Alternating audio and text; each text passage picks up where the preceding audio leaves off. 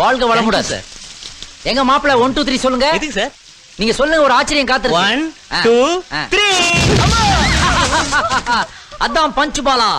ஏற்கனவே balm set பண்ணி வச்சேன். ஏற்கனவே என் பையனுக்கு ஹார்ட் ப்ராப்ளம். ஏன்டா பாம் வச்சேன்? ஹார்ட் ப்ராப்ளமா?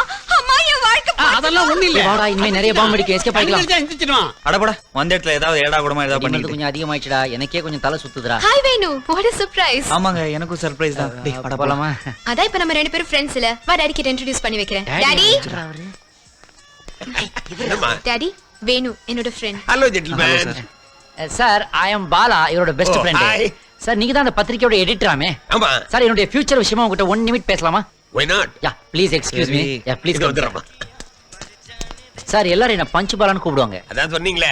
நான் வேகமா வளர்ந்து வந்துட்டு இருக்க ஒரு சினிமா நடிகர் sir. All the best. Sir, ஆனந்தவுடன் அட்டையில என் போட்டோ வரதுக்கு ஏதாவது சான்ஸ் இருக்கா? No chance. அட்லீஸ்ட் உள்ள அட்டை, அது ஆல்ரெடி ஹீரோ உள்ளவங்களுக்காக. சென்டர் பேஜ், அது கார்ட்டூன் ஜோக்ஸ்.